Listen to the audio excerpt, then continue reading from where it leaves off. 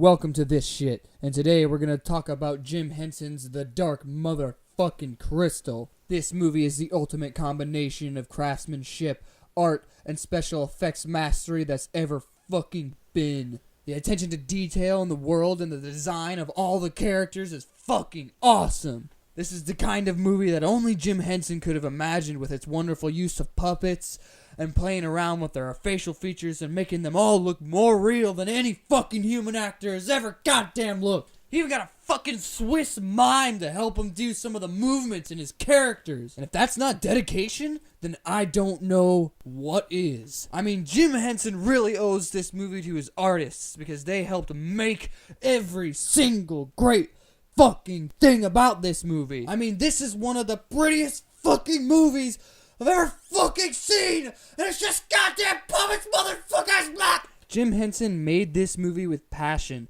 and the final product truly represents that. So let's stop wasting time and get on into it. So the movie starts off with a bunch of the jackals from the video game series Halo doing purple crystal meth through their eyeballs. Then it cuts to a bunch of four-armed, peace-loving hippies practicing witchcraft way out in the desert somewhere. That's some scary-ass fucking shit. As the narrator tells us that one of the 10 desert hippies and one of the 10 meth jackals are dying on the same day. As soon as the movie starts, these two species are painted as polar opposites, giving us the clear understanding that they are enemies. Then we're introduced to our main character, Jen, whose entire family was slaughtered and is now being raised by the peace-loving hippies.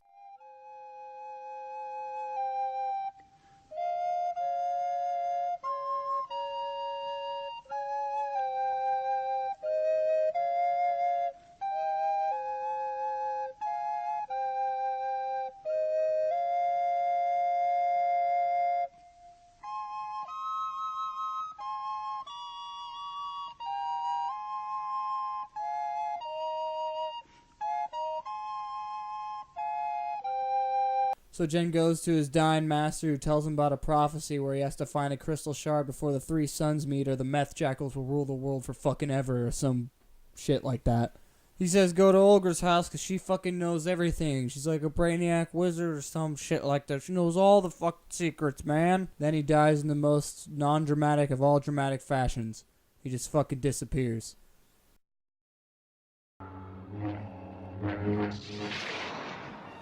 I shit my pants, sonny. Then we cut back to the meth jackals, where they're watching their current emperor fucking die. Now, this is where we should talk a little bit about effects. Now, if this scene was done today, it probably would have just been CGI, and it would have been less effective because everyone would have known it was CGI. In my opinion, CGI really takes me out of movies a lot of the times. Because then you're watching it, and you're like, oh, wow, look at that CGI. It's fucking horrible. But this is like dry clay twisting and contorting and crumbling down. Like, you really get the feeling that she just turned to stone and started slowly decaying and just becoming ashes. It feels like she's actually rotting in front of their eyes. It's pretty brutal in reality, like, holy shit. And I'm not saying that CGI wouldn't have been great in this scene, I'm just saying that CGI should really just be a here and there kind of thing, not like the entire fucking movie. Like, if there was some CGI way in the background of this movie and you just didn't even notice it and it blended with the environment really well, that'd be 100% acceptable, but I don't want to see every single aspect of the movie being CG fucking eye. But anyway, Jen starts this epic journey to find Olga and the crystal meth shards. Then the 9 drug addicts start talking about who should be the next emperor, so 2 of them decide to go at it the old-fashioned way. Trial by stone. Trial by stone! Let's get stoned! I mean, trial by stone! But anyway, Wimpy loses to Hefty and gets stripped of all of his clothes and banished into the cold, dark world. Take him! Now let him go! The Chamberlain is banished! But then their drug addiction calls them to show them that there's a gelfling still alive, and they go, shit, the prophecy's coming true. So they send giant black lobsters to solve all their issues. Then it cuts back to Jen, who's walking around thinking, why the fuck am I even on this journey, and gets caught up in some fucking vines, and a goddamn fucking eyeball appears. Now, we must talk about effects again. Olga's character looks fucking real, and it's scary looking. She was made to be the old hag, and my god, does she fucking look like the old hag. I mean, there was just so much effort and thought put into the design of every single creature and character in this movie that you're almost forced to appreciate the craftsmanship that's put into the fucking movie. I mean, Jim Henson wanted to make his own entire fucking world, which he has consistently done time and time again. This is just like that on a grand, beautiful, fucking Lord of the Rings type scale. But anyway, Agra takes Jen up to her awesome castle on an epic mountain and starts talking about how she was there for the Great Conjunction 1,000 years ago. 1,000 years ago, there was a great conjunction. I was there. Where 3 suns aligned, and that's when the meth jackals and the dirty hippies showed up. Then she says there's about to be a whole nother conjunction and that anything can happen. But Jen's just kind of like, I just need a crystal that you apparently have. And so she dumps a whole box of crystals right on the ground. Literally dumping them on the ground. What if those crystals shattered? Like, what the fuck? What's it for? Then Jen's like, how the fuck am I supposed to figure out which crystal it is? And then somehow he remembers the exact note that the dirty hippies sing. And he plays it on his stupid little flute thing. And then the one crystal that he needs starts fucking glowing. Then Olga literally creams her fucking pants, and it's the most disturbing thing I've ever heard in my entire goddamn life. Yes! Yes! Yes! But whatever, giant black lobster cocks break through the fucking walls trying to find Jen. Now let's talk about these lobster guys for a second.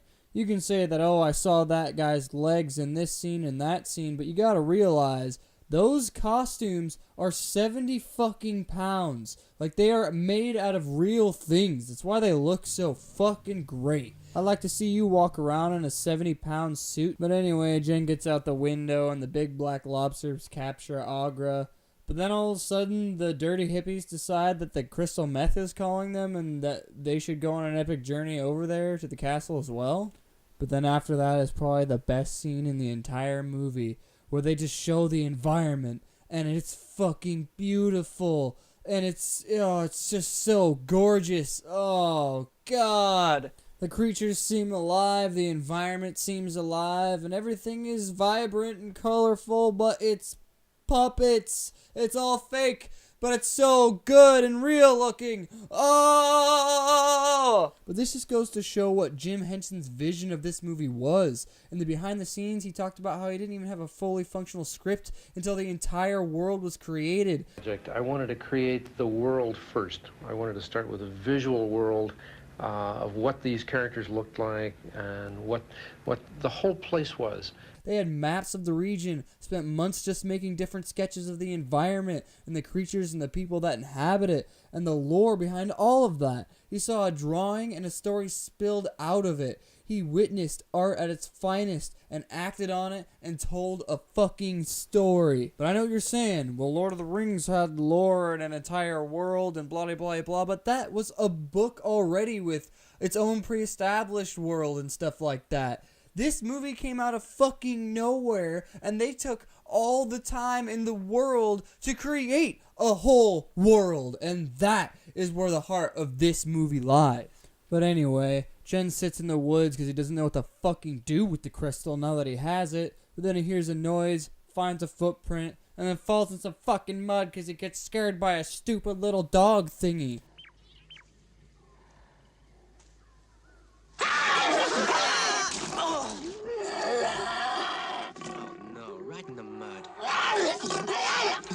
And then the love interest starts walking right towards him out of the woods because what's an epic adventure without a fucking love interest? And she calls the stupid dog thing Fizzgig, whatever the fuck that fucking means. But as it turns out, she's a gelfling, which Jen thought he was the only gelfling left, so this is kind of a fucking Adam and Eve kind of scenario, I guess, you know what I'm saying? Bounce, wow. But anyway, she reaches her hand out to bring him out of the mud, and all of a sudden they share each other's memories by touching hands, because that's a thing gelflings can do, I guess.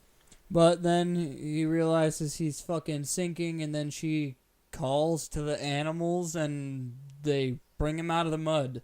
So she's got the ability to call animals and have them do her bidding. Then it cuts back to the fucking meth heads.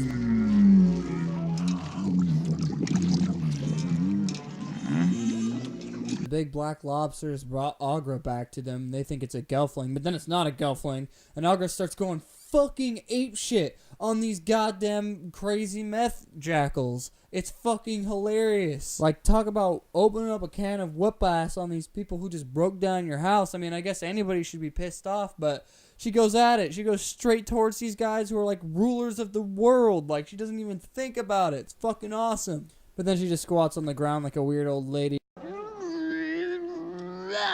And the meth heads send their bats to go find the gelflings. One of those bats finds the gelflings going on a boat down the river to Podling City, which, according to the artist who created them, the podlings are based on potatoes?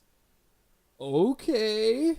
But then the podlings and the gelflings decide, hey, let's have a fucking party. Let's party hardy in this journey, because what's a journey without a party? And then all of a sudden the big black lobsters bust through the fucking walls again and start stealing all the podlings. Somehow the two gelflings just barely make it out of there, and they wake up the next morning not knowing where the fuck they are. They soon realize that they're at the homes of their ancestors, where the prophecy is very conveniently written on the walls, and then the chick gelfling has no idea what writing is. She can call fucking animals to do whatever she wants, but she can't fucking read. Okay. But whatever, the banished meth head comes out of fucking nowhere and says, you should come back with me and make peace, because I saved you. And the gelflings kind of look at him like, you're nutso, and run the fuck away like sane people. Then the two gelflings decide that they need to go to the castle where the dark crystal is so they can heal the dark crystal. So the female calls upon the powers of giant fucking creepy looking jackrabbits to get them there. Then we cut back to the castle where we find out one of the meth heads literally drains podlings of their life essence to make them young again. This scene is fucking terrifying. The way they shot this, it's like a fucking horror movie. I would not want to be strapped into a fucking chair while someone shines a light into my eyes and steals my fucking life essence.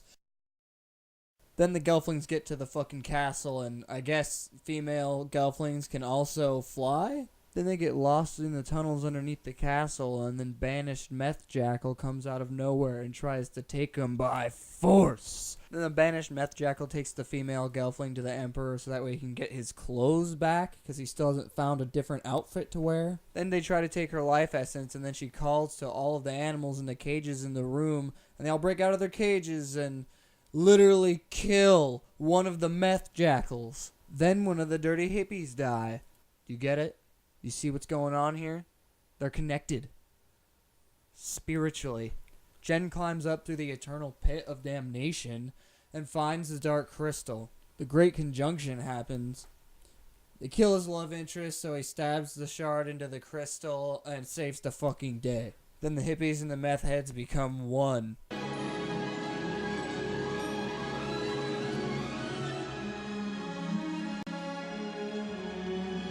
And give a riveting speech. Credits roll. This movie? This fucking movie? This goddamn motherfucking movie with only puppets and shit is fucking god, oh my god! This movie had so much time and thought put into it. Every shot feels deliberate, like it couldn't have been filmed any other way. And sure, yeah, it's just your really standard adventure story, but A, it's a really good one, and B, it just looks so fucking good! All the character design is fucking fantastic, except for the main two gelflings, I guess. But they went as far as making it to where one of the meth jackals could actually frown and smile. Now that's fucking awesome. Maybe I'm sucking Jim Henson off too much, but if you ask me, the guy made his own little world, and he loved doing it, and that's pretty fucking cool.